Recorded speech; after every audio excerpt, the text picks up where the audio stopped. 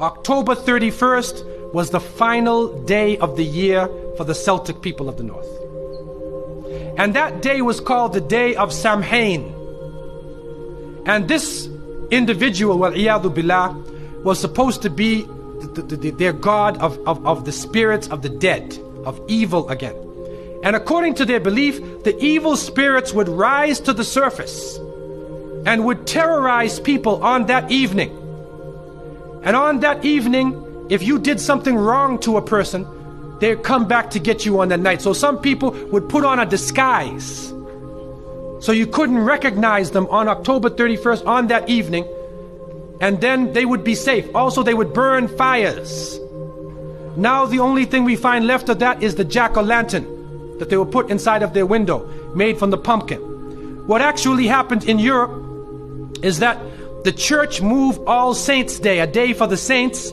They moved it from May 13th to November 1st in 1834 AD.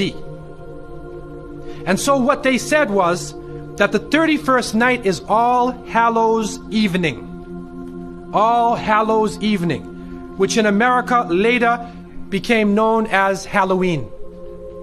Halloween. And they depict the forces of evil. What is happening now is that the children put on disguises. They dress as little devils, little witches, as goblins, vampires, anything evil, and they go out. And now with the new American way, they do trick-or-treat. And they come to your house asking for food. And some Muslims, they send their little children, and they're in little disguises. How are you going to dress and go out there? As little devils, little shayateen. And so to send a Muslim child out to trick-or-treat is a demeaning, lowering thing. You ask them to beg people for food. Then they're dressed up as a way that they're not. Then when the candies and things come in the bag, how do you know what it is they actually gave you? Is it halal? Most of the candies today are made with gelatin, with glycerin. They're made with pork products. And what is also happening is that there are some evil, wicked-minded people who are attacking children on that night.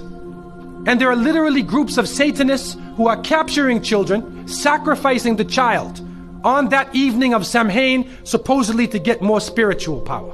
It's happening right now. And so from so many angles, Muslims should have nothing to do with Halloween. And it is important for Muslims to have basira, that they should have the insight to look through affairs and do not just blindly follow. The Prophet, peace be upon him, said, you will follow them.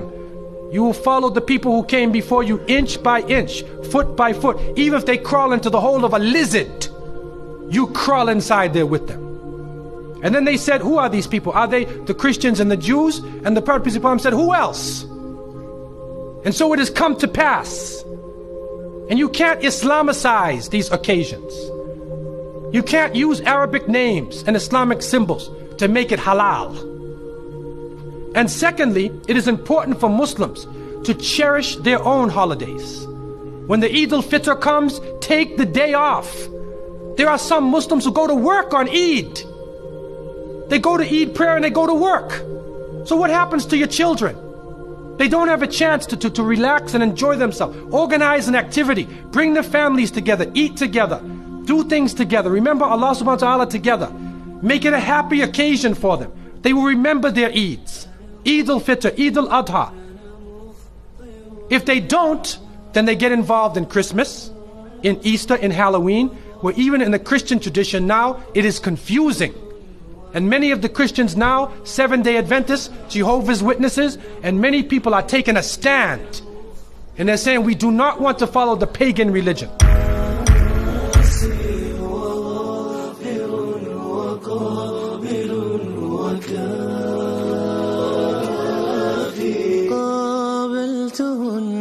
ثلاثة بثلاثة